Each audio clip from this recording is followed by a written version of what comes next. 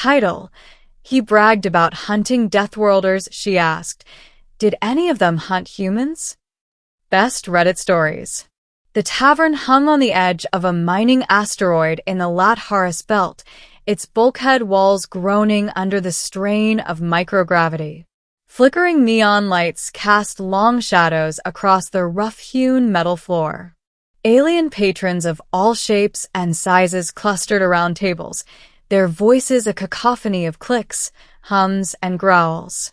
At the far end of the room sat a human woman, her elbows resting on the table as she observed the crowd. Her name was Captain Selene, known throughout the Orion cluster not just for her legendary piloting skills, but for her uncanny ability to walk into the most dangerous places and walk out alive. Her dark hair was tied back tightly, her expression calm, calculating, almost predatory in its serenity. Across from her, an alien boasting the height of a small starship, his scales iridescent like shattered glass, leaned back in his chair with an exaggerated confidence. He was Raxtal, a hunter from the jungle moons of Zyphron 9, known for bringing back trophies from creatures that could tear a starship apart with a single strike. He had been talking nonstop for the past 15 minutes. And then I pierced the eye of the Krelth Beast with my plasma spear, Raxtal roared, his claws tapping the table for emphasis. Its scream echoed through the forest like the wails of 10 dying suns. By the time it collapsed, I had already claimed 3 more Krelth in the northern valley. Selene raised an eyebrow, stirring her drink lazily. Impressive, she said, her tone neutral. Raxtal puffed up like a predator proud of its kill. Impressive, he echoed. That's the understatement of the century, human. Do you know how dangerous Deathworlders are? Creatures bred to survive anything. Acid rain, radiation storms, predator swarms. Only a true master hunts them. Selene leaned forward, resting her chin in her hands. Her voice was soft but carried a weight that made Raxtal pause mid-gesture. And did any of them hunt humans? The alien froze. His eyes widened, a subtle, unintentional twitch of his mandibles. What? Did any of them try to hunt you? She clarified, a faint smirk tugging at her lips. Or were humans always just the observers, the ones who got the tale secondhand? Raxtal laughed, a sound that rattled the table. Humans? Huh. No, human. You think your fragile race could survive on a death world? You wouldn't last a day. I've seen Deathworlders tear apart Xyloxians twice your size in a heartbeat. Selene sipped her drink, unfazed. Yet here you are, telling stories to one. The alien stared at her, suddenly aware of a subtle, almost imperceptible aura of danger surrounding this unassuming human. The taverns didn't seem to quiet around them, the aliens instinctively sensing the shift. Raxtal laughed nervously, but the confidence in his eyes wavered. I hunt for glory, he stammered, attempting to regain control of the conversation. The legends, the trophies, you wouldn't understand.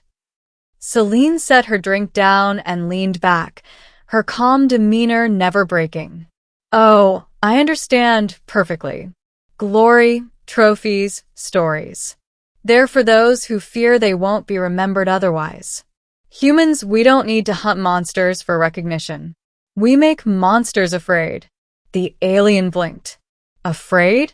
Afraid of humans. Selene's smile widened slightly, just enough to hint at the depth beneath it. Yes. Afraid of humans. That's why we survive where others die. That's why we win where others fall. The death worlds you brag about? We thrive there, not because of luck, not because of technology, but because we adapt faster, smarter, stronger. And if you think your Krelth Beast could take me down, you haven't met a human in their element.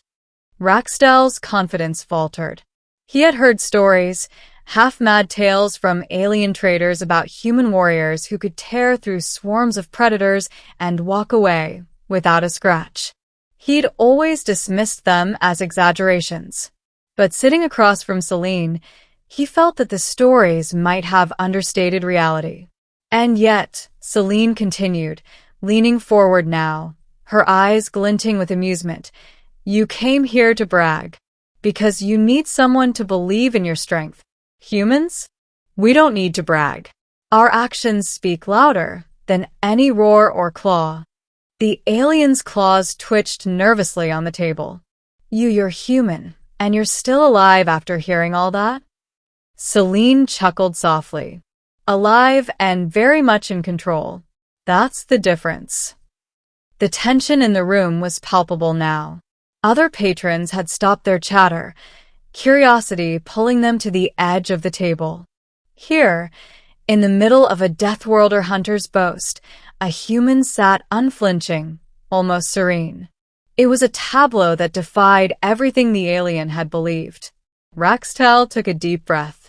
You really think a human could survive a death world? I don't think, Selene replied. I know, and I'll prove it to you. Raxtel laughed, a nervous, strained sound. You? Alone?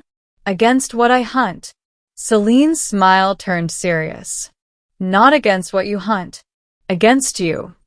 The alien froze, the bravado draining from his form. The human's calmness was not arrogance. It was certainty. 3 days later, the outskirts of Zypheron IX's northern valley were ablaze with chaos.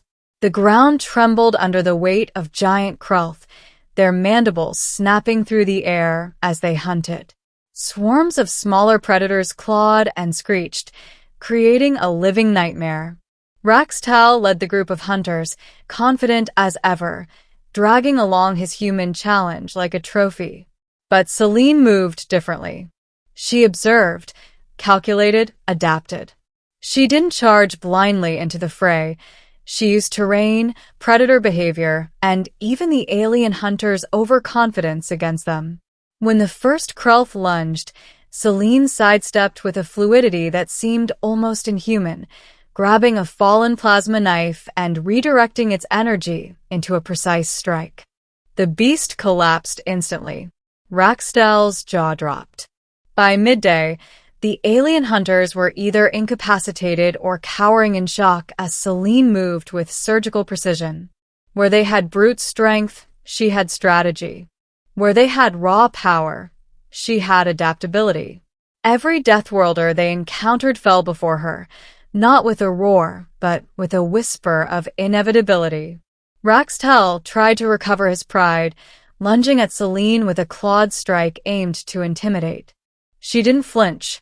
With a swift, perfectly timed maneuver, she dodged and tripped him with a low sweep, sending him sprawling into a pit filled with acid mire. He struggled, screaming, as she extended a hand, not to strike, but to demonstrate dominance. You asked if humans get hunted, Selene said quietly, helping him back to solid ground. We aren't prey. We are the predators the universe underestimates. The alien hunters, now trembling with a mix of awe and fear, realized that the stories they had heard, the tales of human adaptability, ingenuity, and sheer indomitable spirit, were not exaggerations. They had underestimated the one species that thrived where monsters ruled.